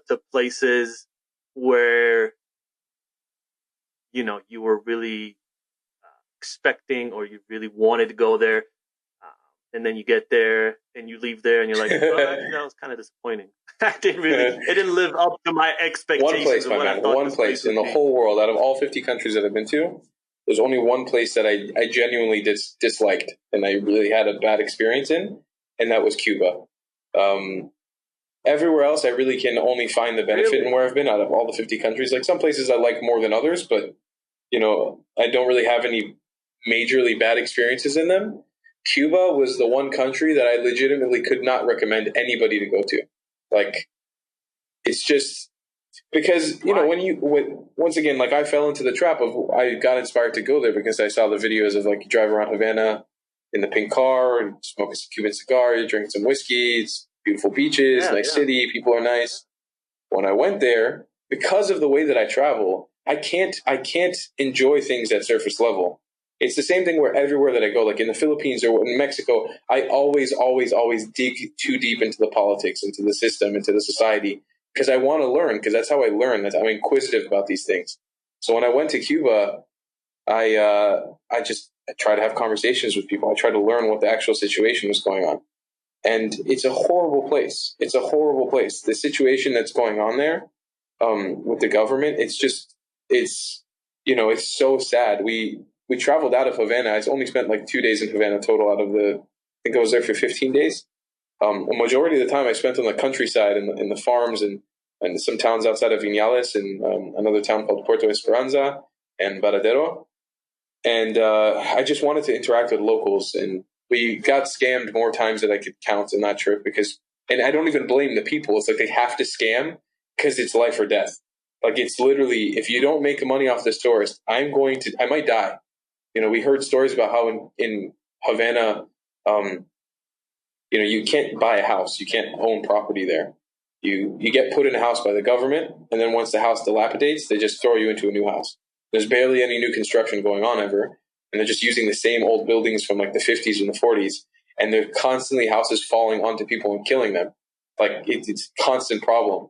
And then from the other aspect, you don't even know if you can believe that because it's been told to you by a Cuban in Cuba.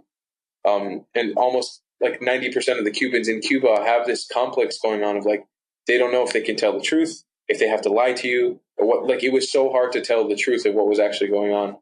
I think I cried, and I don't cry often, but I think I cried at least once every day during that trip. Me and my whole group of friends that I traveled there. We went out to the farms outside of this town, outside of Vinales, and we spent some time on a farm with a few farmers, like talking to them, riding horses, like just getting to know how their life is. There was one guy who told us how the direct quote he gave me was he would rather take a flight out of Cuba and not know if it was ever going to land, like taking the risk that it might crash, rather than stay in Cuba. Because he just feels trapped. It's a jail. Like he can't swim 30 feet off of the coast because they'll just shoot him. He doesn't have shoes. He's a farmer. And he doesn't have shoes in the Cuban heat. Like it's like being in Florida. It's crazy. The government comes and takes 90% of everything he owns. They leave him with a loaf of bread, some milk, and that's it. He doesn't own anything. Everything he works, everything he raises, all the hard work, just gets taken away from him. And so like and everything was disappointing. The food was disappointing because they don't really have food there.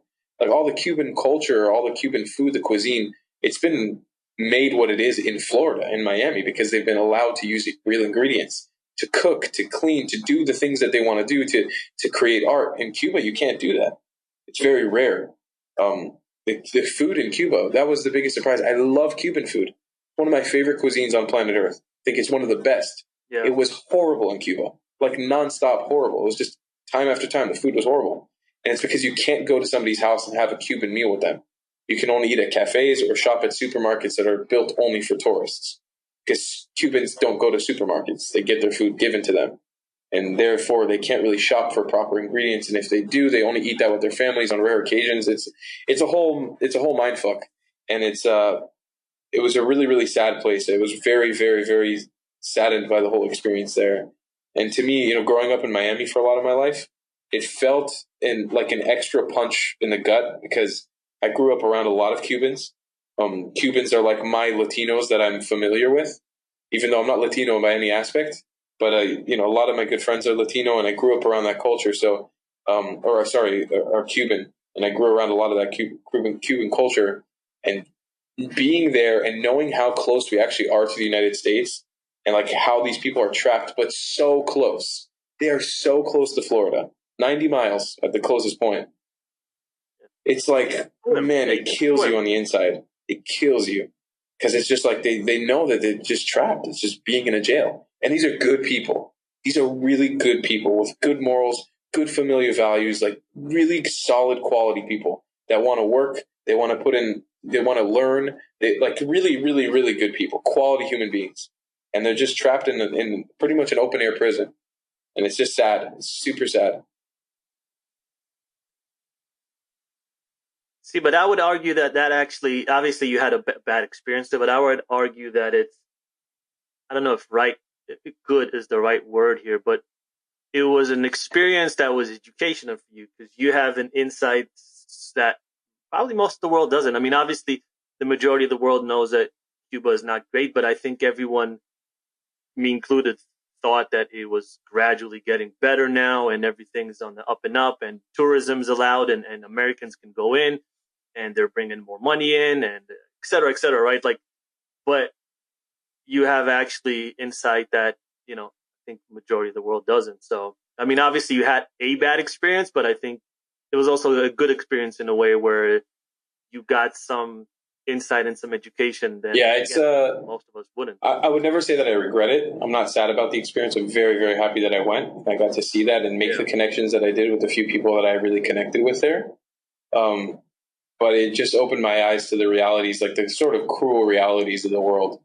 And it was the first trip. I mean, this was also back in 2017, so things might have changed for the better since then. I don't know. I haven't really been in the loop, but I don't know if they've gotten better or worse. But it's just, man, it's like the simple things of like the government doesn't let you use internet, period. You have to go to a park to use internet. Like, you have to go to a park to illegally use internet. It's nuts. It's crazy. Like, the level of poverty, it's a totally different level of poverty there. It's something else. It's like enforced poverty because they're trying to make everybody live in a way that the government deems they should live. So it's, I don't know. I 100% agree. Like, I'm glad I went. I learned a lot there, but it's one of those places I only promote people to go there. If people ask me, hey, should I go to Cuba, or how was your experience in Cuba? I only tell them, like, only go to Cuba if you're planning on leaving Havana. If you're only planning on going to Havana, drinking your whiskey, smoking a Cuban cigar, and driving around in an old car, don't do it. Just don't do it. It's not worth it. It's just not worth, because at that point, all you're doing is you're just contributing to the faulty system they have. The more people that travel out there and see the things that I saw, the more those stories will get passed on and hopefully, eventually, maybe bring about change. Maybe. I don't even know. Yeah. So, I mean, on the flip side of that, where was your favorite place to go? Or I do. Israel is my number one. Place. But it's always a cop-out because I'm technically from there. But I always tell people, I'm biased. I preface it, though, by saying, though, I really think Israel is, out of the 50 countries I've been to so far, like, the most amazing country in the world. I think it's totally misdisplayed in the media and in news to be like a war zone when it really is not at all. And it's just a gorgeous, incredible place that I really, really love. But outside of Israel, I think the Philippines, either the Philippines or Sri Lanka. The Philippines has become like just a third home for me at this point. It's like I feel home here. It's so much so where I felt comfortable enough staying here rather than going back to the United States in the middle of a pandemic that's unprecedented to have ever happened in any of our lifetimes. Like, to that level, that's how comfortable I feel here. So, I love the culture here. I love the people here. I love the food. I love everything. I love everything about this country. The goods, the bads, everything in between. And then Sri Lanka is sort of like my backup boo. She's like my side baby, like my side chick that I love so much. Because I just lived there for 3 months prior to this trip, but it was like Sri Lanka was like Africa to me, but in like a tangible little basket. like a little island that you could just have everything you had in Africa in one place. Like you drive around that island, you have leopards and elephants and water buffalo, cobras, and crocodiles, just crazy animals, jungles everywhere. Like in the middle of the capital city of Colombo, monkeys, like these rare species of monkeys just hopping around, and like massive monitor lizards the size of Komodo dragons just walking around the city. Like it's such a wild place. For me, like a person who loves wildlife and animals, it was heaven. It was absolute heaven. It was like the best, most rich, like wildlife experiences I've ever had in my life took place there. Just amazing, amazing experiences every single day. So I always say that my favorite country in the world would be a mix between like Philippines and Sri Lanka. If somehow the two could come together, oh man, because the people in both countries are just incredible. If only. If only. Yeah. Only we could combine the two together. So you did, I know in Israel, you did half of Shvil Israel, which is basically it's a trail that takes you from the south to the north of a very small country, roughly the size of Jersey, but I think like, I don't know exactly. The total month or the total trail ranges between like 2 months at probably the fastest end. Maybe like a month and 3 weeks is the fastest you could really do it. To some people take up to 3 months to do it. Mm-hmm. Yeah, it depends on the pace that you're going at and how many stops you do. Seems long. It took, I mean, I only did half. I didn't even really do a half.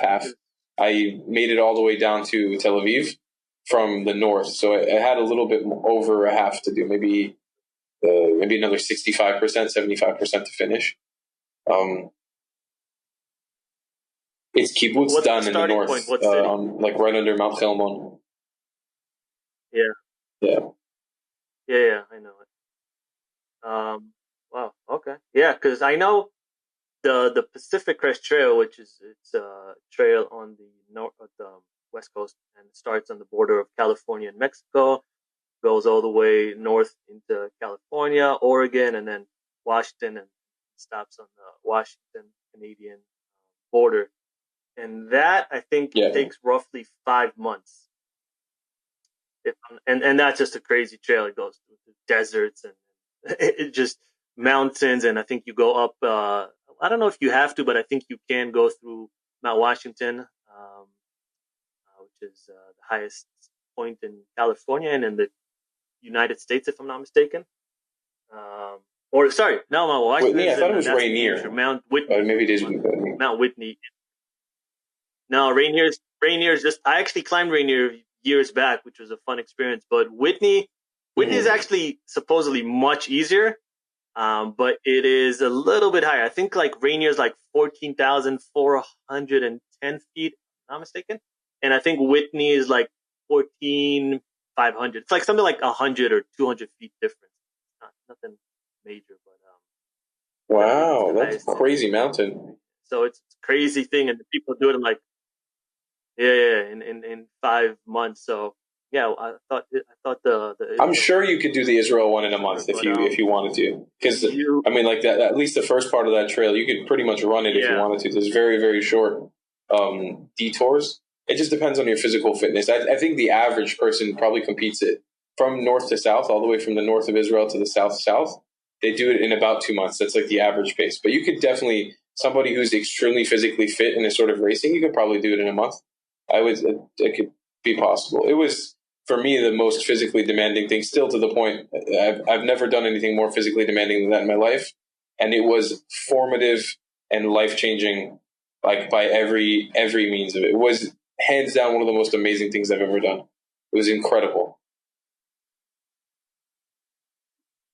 Would you want to do something similar? Like, would you want to do like the Appalachian Trail or the PCT or Continental Divide? I don't know. For me, like the Israel National Trail, because I never finished it.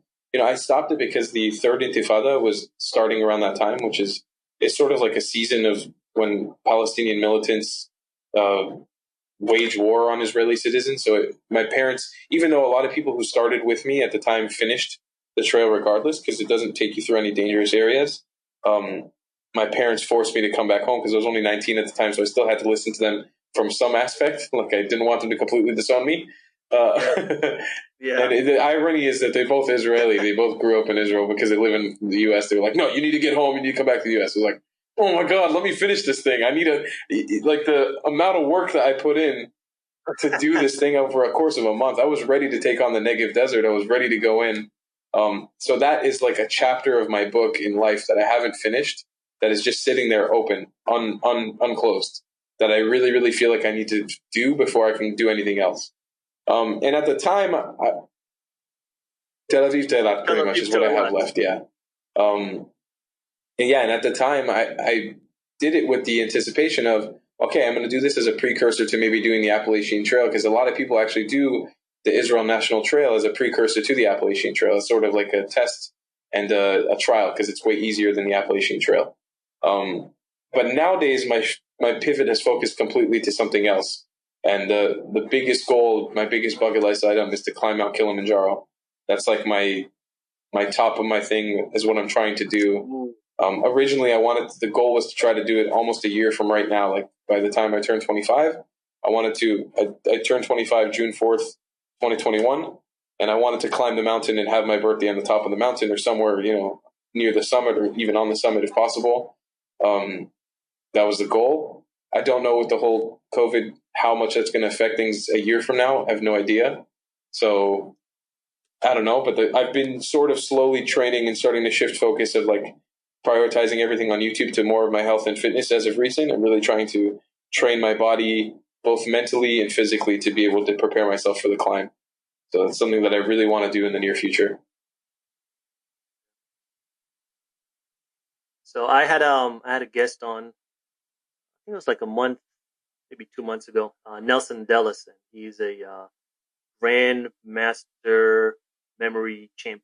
This guy is incredible. Like he'll remember like 5 decks of cards, like each and every card, and incredible. I don't know how he does what he does, but he's unbelievable. He wins. I think he was a champion in the U.S., 4-time champ.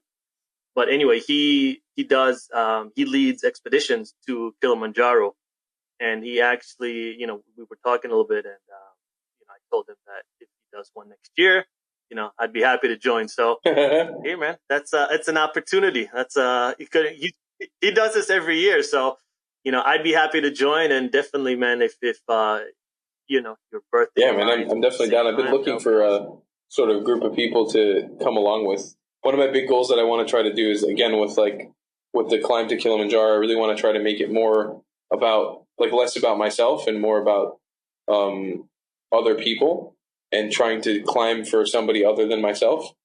Yeah. So I wanted to try to find some sort of cause, something, and a group of people to climb up, preferably like a group of creative people, to come and create content along the journey and raise money for an effort. But when I started planning it, when I moved to New York around a year ago, and the logistics of trying to plan a climb to the tallest freestanding mountain in the world and do it for 10 or 15 other creators was like such a crazy task that I just ended up letting it go, and was like, okay, I need to focus on losing weight and getting my body actually prepped to be able to handle a climb to this thing.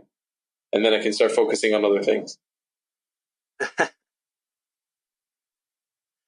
For sure, I'm bro. down. Let me know. I'm definitely down. I was really getting into mountaineering a few years back. I climbed Shasta and Rainier, and I climbed years back Villarrica and Chile.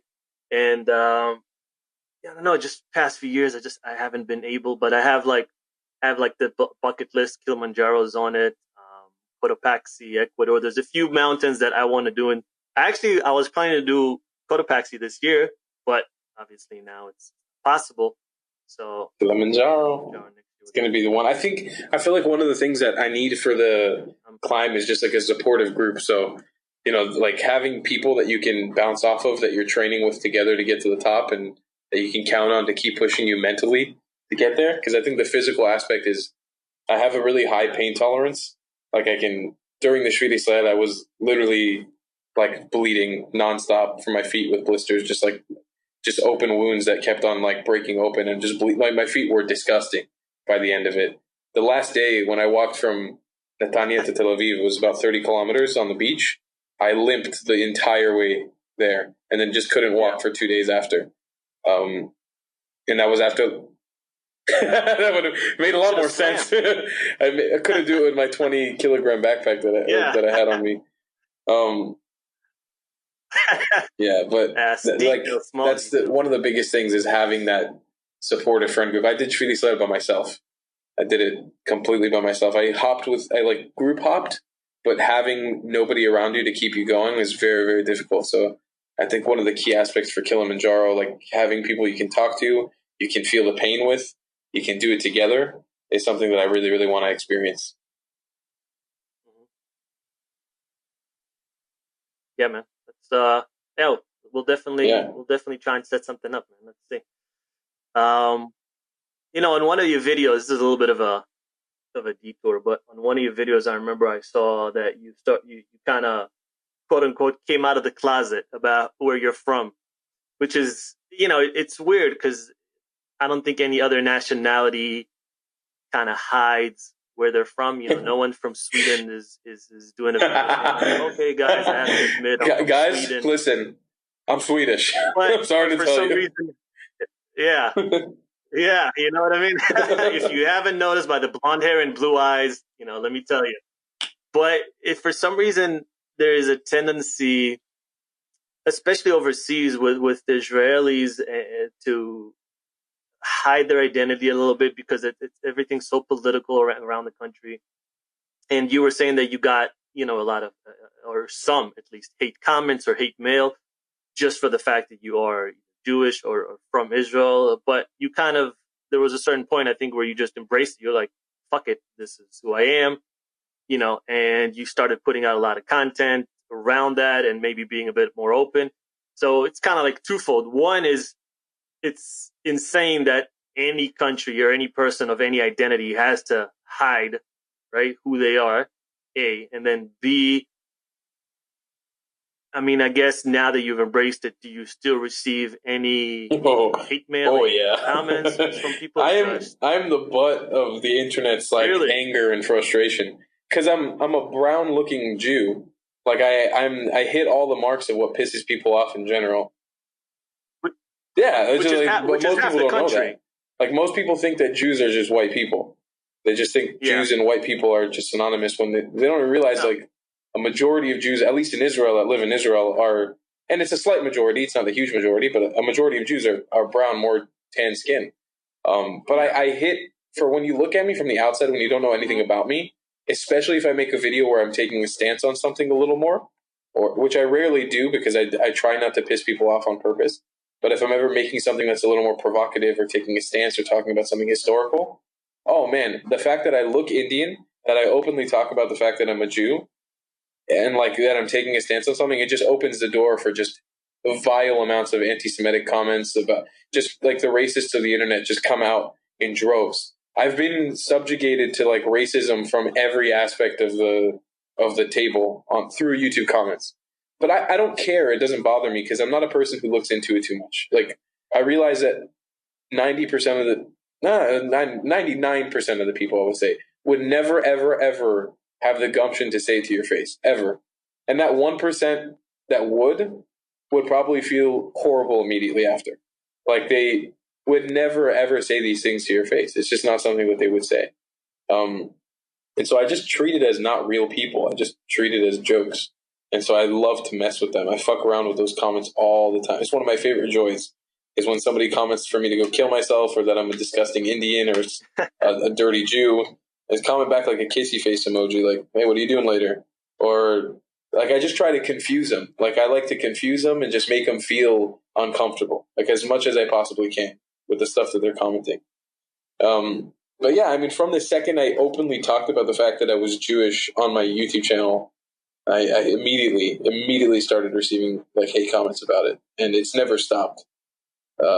It's under pretty much any of my big videos that you see. You'll be able to see comments that are pretty vile and nasty, but it doesn't bother me. It's not something that puts me off at all. I see it as part of the experience. You just need to have really tough skin when you're on YouTube. That's the last thing that bothers me about the job that I have. The things that bother me more is about YouTube, throttling views and not sending my videos to my subscribers. That's what pisses me off. the hate comments are such a small part of it that like it doesn't even, it's honestly part of the experience. I kind of enjoy it a little bit.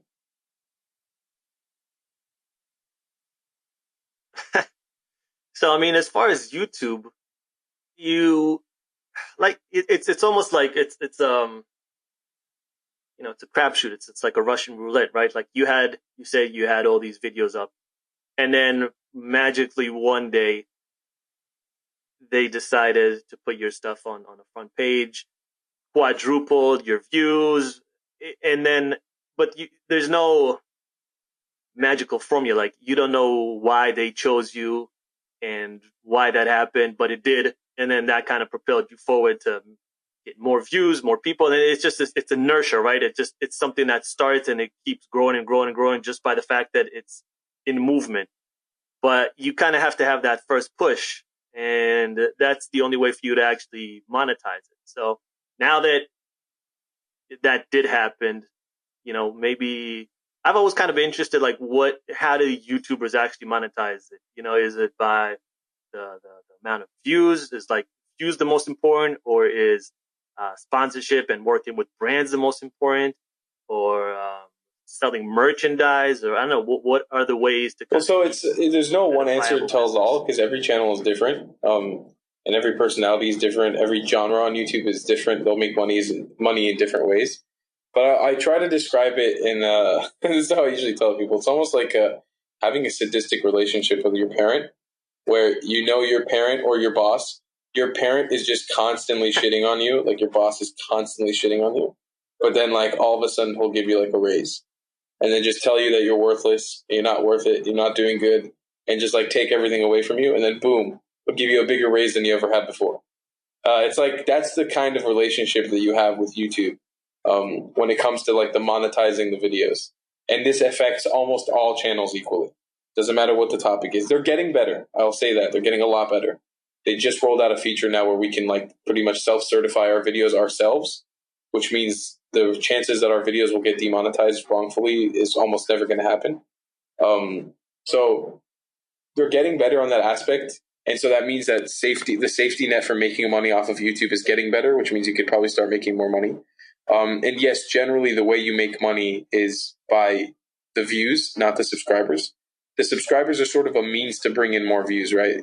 Your video plays on the algorithm end and tries to rack up views via the algorithm. The subscribers aid in that, but sometimes the subscribers can actually be they can actually hurt that operation because it depends on where your subscribers are and their interests. They can actually deflect views from the videos and actually destroy the video instead of helping it. So it really depends. But there's features like the membership option where you can subscribe to a channel and become a member, where that's something where your subscriber actually does give you money. You can make money via platforms like Patreon, where people can support you financially every video or on a monthly basis. And then, yeah, like you said, like selling merchandise or sponsorships. For me, with a travel channel, a majority of the big money that I've made has been off of the very few videos that I've had that have gone quote unquote viral on Facebook or on YouTube, where they hit 1 million plus views, like 4 million, 3 million views. That's where you really see big money. And then, yeah, through sponsorships, because then I'm able to request a flat rate for a video and I'm getting paid on top of making ad revenue off the video. So it could be really good. It could be really lucrative at times. Like right now, like I think I mentioned this earlier in the podcast, like revenue is down like 80-90% for channels like mine. So it's not like right now it's not looking too hot. But on a general day, on an aspect like in New York, when I was living there, it was really good. I was making really good money there. My expenses were really high, but I was able to, mitigate that by paying only $600 rent in Williamsburg, living in a really shitty apartment, and just going out and making videos about everything and anything possible. And I was able to make a genuinely pretty decent income. Like it was not too bad. And doing sponsorships on the side and selling merchandise and closing all these deals and stuff, it was fantastic. So it really depends. Like it depends on what you're doing. Like right now in the Philippines, since I went on this trip, I did Europe and then Sri Lanka and the Philippines. The ad revenue is just horrible. Like the ad rates are just bad in general. They're really low compared to New York. So making maybe one fourth of what I was making earlier, and you just have to learn how to deal with it. It's also like traveling here is a lot cheaper than living in New York City. So It just depends. It really depends on the channel. Like people like David Dobrik or Philip DeFranco, like big channels of the YouTube world, they can make six figures in a day if they want to, doing with a sponsorship. It just depends on what they close down. So it's being a YouTuber is one of those things where there's literally no guidebook and there's no one answers it all for everyone. Everybody's channel is completely different from the next.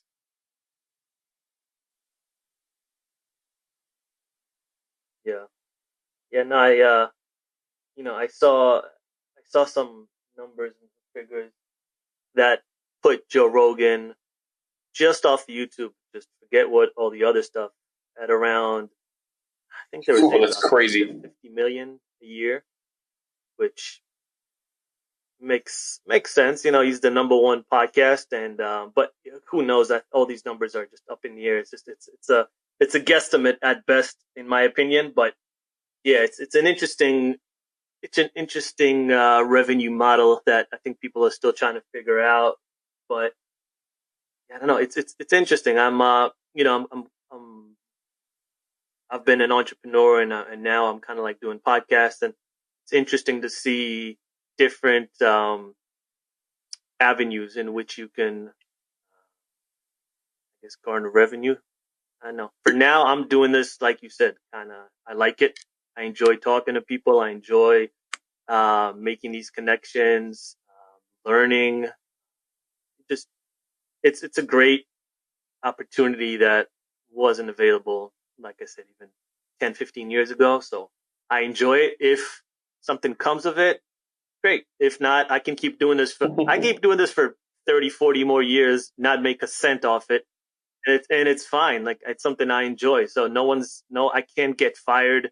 The only way for me to stop it is if people say like, "Hey, I don't want to come and have a fun conversation with you, or a deep or meaningful conversation."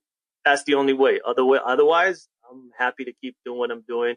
It's also, it's not an overnight thing. It's a gradual thing. Every time okay, cool. Like, people over here are listening to it, and I have a new subscriber there, and it's just a cool thing to see how it's growing and how more and more people are listening. For me, it's the coolest part is just seeing people from all these different countries. Like, initially, it was like you would see like maybe 3, 4 countries. It'd be like U.S., Israel, Sweden, India, and the UK. And now you see like countries in Africa, places in Asia. Like, oh, that's really cool. Like, someone in a country so far away is listening to my voice and then to the guest voice, and getting some real quality out of it. So that's something Yeah, I man, it's a super cool process. Like, really fun. especially like when you get to look at analytics like that. I get to do that on my YouTube channel. Like, look at the back end and see who's watching from where. It's just so crazy. It's so, especially when you take in like the minutes listened or the minutes watched. Like, it's some absorbent number, like 90 million minutes watched across my YouTube channel or something like that. It might be higher or lower. I don't remember. It's like, that's insane. Imagine Jeez. 90 million minutes. 90, like 9 million or 90, something like that. 90 million is like, has been spent on my face or something that I've done. It's crazy. It's insane. Yeah. Yeah, I mean, you have what, 150,000. 150,000 subscribers? That's a Man, it's crazy because these numbers nowadays that people have, it's for a company back in the day, and if you're a brand, because nowadays you're a brand, everything is a brand, and for a brand to get 150,000 people to consume it, it would take years, if that ever even happened, right? Whereas now you have people who, like yourself, do a travel vlog, or they'll be cooking in their kitchen, or an unboxing video, or gaming, which I will never ever understand, but that's a different story.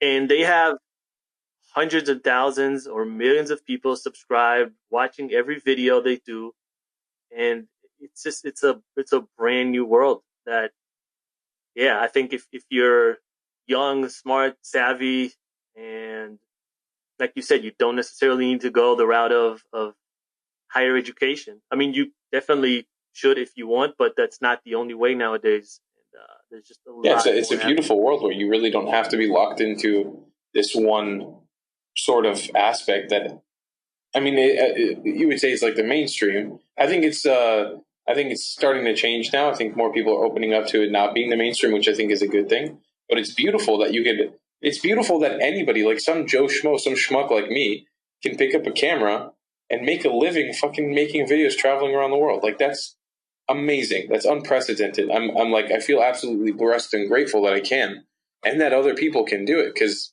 hell, 10 years ago you could not do this. 15 years ago you could not do this. It wouldn't be a thing. For me to be as young as I am and to have had all these amazing experiences, I feel so privileged, so blessed to be in the position that I'm in. It's really amazing, and I'm so excited to see what this will do for future people, like for future generations. I wonder if it'll get harder, if it'll get easier, like how all this stuff will evolve, because we're really living in the sort of beginnings of it. It's almost like trying to explain to somebody what TV was when TV first came out. It's like a whole new age of content intake, entertainment that we're going through right now. And we're only on the beginning. We're only on the first fold of it. This is just the start. So it's really, really exciting. It's just a very exciting time to be alive in general. Yeah, there's a guy called Love that guy. Name, but his channel is called Primitive Technology. This guy is yeah, dude. He doesn't say a word in all of his videos. He's got millions and millions of subscribers, millions of views, and this guy builds all these things in the outback. I'm not sure where he is. It looks like maybe Australia or somewhere in America in the South. And he just builds huts and pots and all these different things from scratch. Literally, he takes clay, water. He's unbelievable. Like his hands are amazing. He literally builds things from scratch, tools, everything. And he can sustain himself just by doing his hobby well, putting out that content. And I'm sure he makes, and I think recently I saw he put a book out, which again, I'm sure it will do fairly well. So it is, yeah, it's a brand new world. You can literally, especially in these niche markets, like knitting. I'm sure there's people that make a lot of money just from showing how to knit or again, whatever your niche is, if you're good at it, you can leverage that by putting it out on YouTube or social media, and you can make a decent living doing what you love. Yeah, I'll tell you the beautiful thing about the guy, the Primitive Technology guy, just to divert back to that for a sec. He, not only did he create a dream job for himself, but he kickstarted an entire economy, not just a genre on YouTube, but a straight up economy for people around the world. I mean, because of his channel, because of the videos that he created, his first initiative with that, it inspired tons of people, especially across the developing world in places like Asia and Southeast Asia, to make videos similar to his in India. And those people's channels have blown up, and it's provided so much money and resources. There's wonder stories about how these things have come up, because these are things that, like, what he does is a novelty for him. It's a hobby. He does it. He lives in the in the developed world, and he's able to do that as a side thing. At least that's what he was doing in the beginning. But these other channels, it's part of their life. Like, they do that stuff. They go out in the jungle and they build this stuff on a regular basis, or they have the knowledge.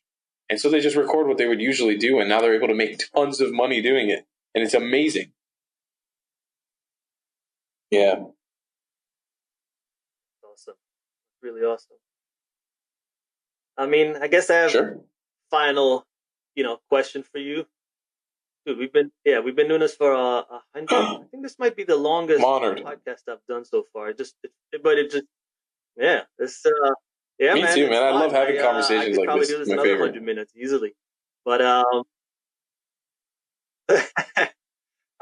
what would you say was, if kind of putting on the spot? I don't know if you can just think quick about this one, but what would you say is the greatest lesson you kind of learned traveling, seeing different cultures, meeting different people, eating all the different foods?